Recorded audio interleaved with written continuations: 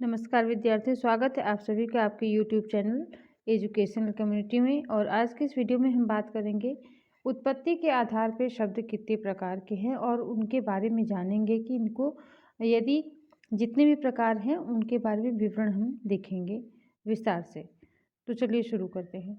उत्पत्ति अथवा स्रोत के आधार पर शब्दों को 5 भागों में बांटा गया है। पहला है तत्सम शब्द, दूसरा है तद्भव शब्द, तीसरा देशज शब्द, चौथा विदेशी शब्द और पांचवा है आपका संकर शब्द। तो देखते हैं कि तत्सम शब्द किसको कहते हैं। तो संस्कृत वर्ड्स मतलब तत्सम शब्द वे शब्द हैं जो संस्कृत भाषा से अपने मूल रूप में ही हिंदी में आ गए हैं। मतलब कि जो शब्द संस्कृत में प्रयुक्त होता था वही शब्द हिंदी में भी हम प्रयुक्त करते हैं। जैसे रात्रि, घट, निद्रा, मस्तक, सूर्य आदि। और विद्यार्थियों, तत्सम तद्भव ये आप लोग जानते हैं कितना महत्वपूर्ण है कि यह आपके टेट से लेकर के TET, super TET, C TET, RO, ARO, समीक्षा अधिकारी ऐसी हिंदी से संबंधित कोई परीक्षा नहीं है जिसमें तत्सम तद्भव, यहाँ तक कि टीजीटी और पीजीटी में भी यह प्रश्न पूछा जाता है कि यह तत्सम शब्द है या तद्भव शब्द है। इसमें से तत्सम शब्द को छांटिए, इसमें से तद्भव को बताइए। तो ये तत्सम और तद्भव तो मतलब हिंदी का बेस है एकदम, हम लोग को सबको पता होना ही चाहिए। चलिए दोस्तों, दूसरा इसका प्रकार है तद्भव शब्द कि संस्कृत भाषा के वे शब्द जो कुछ परिवर्तन के साथ अथवा उनसे उत्पन्न होकर हिंदी भाषा में आ गए हैं तद्भव शब्द कहलाते हैं।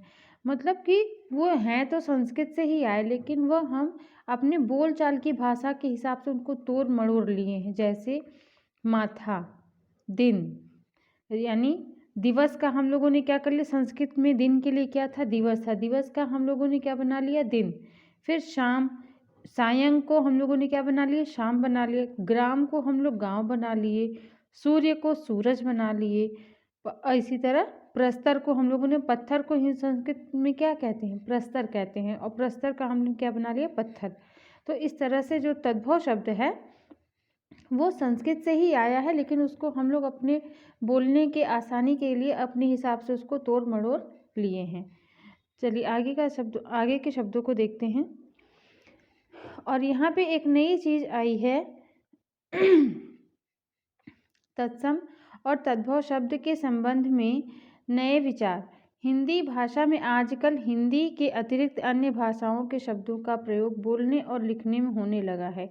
इस प्रकार के प्रयोग को देखते हुए हिंदी को समृद्ध बनाने और नवीन विचारों को हिंदी में समाहित करने के लिए विद्वानों ने तत्सम शब्द और तद्भव शब्दों के लिए नए विचार दिए। इन विद्वानों के अनुसार तत्सम शब्द वे शब्द हैं जो किसी अन्य भाषा से ज्यों के त्यों हिंदी में ले लिए गए हैं। कहने का तात्पर्य यहाँ पे यह है कि जैसे संस्कृत के शब्द हिंदी में वैसे ही प्रयुक्त हुए जैसे संस्कृत में प्रयुक्त होते थे, उसी प्रकार अन्य भाषाओं के भी जो शब्द हैं वो हिंदी में वैसे ही प्रयुक्त होने लगे जैसे वह अपनी उस मूल भाषा में प्रयुक्त होते हैं। तो जैसे आश्रय, अस्थि, कॉलेज, बाल, हाल, ज़रूरत, इडली आदि। तो ये सब क्या है, अन्य भाषाओं के शब्द। जैसे कॉलेज जो है आपका अंग्रेजी से आया हुआ है, बाल भी अंग्रेजी से है, हाल भी अंग्रेजी से है, ज़रूरत, इडली ये सब अरबी फारसी के शब्द हैं।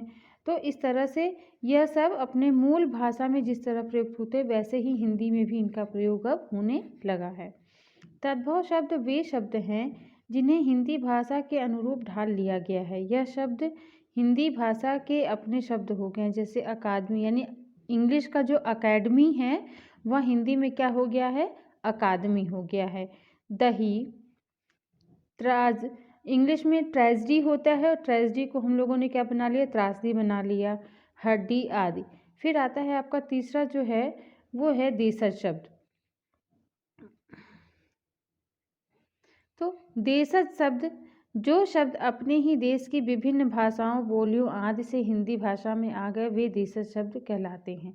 जैसे पगड़ी, लकड़ी, पेट, खिड़की, गाड़ी, पैसा, जूता, धोती, डिब्बा, रोटी, थैला आदि।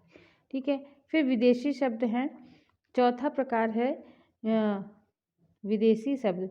जो शब्द विभिन्न विदेशी भाषाओं से आकर हिंदी भाषा में प्रयोग किए जाने लगे वे विदेशी शब्द कहलाते हैं। इस प्रकार के शब्दों में निम्नलिखित भाषाओं के शब्द शामिल किए जाते हैं। जैसे यहाँ पे ये पेन से लिखा गया है, ये है थोड़ा गलत लिख गया है, कैंची है। कैंची क्या है? पुर्तगाली शब्द है, ठीक है। तो ऐसे ही अंग्रेजी शब्द जो हैं वो हैं तो ये अंग्रेजी के शब्द, लेकिन हिंदी में हूबहू उसी तरह इनका प्रयोग होने लगा, जैसे train, bus, pen, ticket, bank, number, nurse आदि। फारसी का शब्द है तश्तरी, बाजार, जहर, दंगल, दंगा आदि। अरबी शब्द नज़र, इलाज, महल, हवा, तूफान, वकील, कसम, कमाल, करामात आदि। चीनी शब्द चाय, चीनी। तुर्की शब्द है काबुल, काबू, कालीन, कुली, दरोगा, बेगम, ताश, आका आदि। फ्रांसीसी शब्द कूपन, कारतूस, काजू, अंग्रेजी। ये सब शब्द बहुत पूछे जाते हैं परीक्षाओं में। यूनानी शब्द है दाम, सुरंग, टेलीफोन आदि। पुर्तगाली शब्द साबुन, संतरा, बाल्टी, कप्तान। बाल्टी और चाबी, यह दो शब्द बहुत ज़्यादा पूछा जाता है परीक्षाओं में। कप्तान, प्याला, आलू, पलटन, पादरी आदि, यह सब पुर्तगाली शब्द हैं। और उसी तरह संकर शब्द से ही पता चल रहा है कि दो भाषाओं के मिले हुए शब्दों को कहते। तो जो शब्द अलग अलग भाषाओं के मेल से बनकर प्रयोग में आते हैं वे संकर शब्द कहलाते हैं।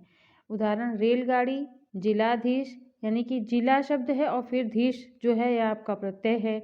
घड़ी, साज, तो घड़ी एक शब्द है, अलग है, और साज जो है वह एक अलग शब्द है। तो घड़ी प्लस साज, यहाँ पे घड़ी साज हो गया। डाक, खाना, डाक एक शब्द है और खाना यानी कि डाक खाना। तो विद्यार्थियों, यह वीडियो आपको कैसा लगा और ज़रूर बताएं, कमेंट करें। जो आपकी और भी समस्याएं हों उनको भी कमेंट करके पूछें। धन्यवाद। और अच्छी लगी हो तो वीडियो अच्छी लगी हो तो इसको लाइक शेयर सब्सक्राइब ज़रूर करें। धन्यवाद।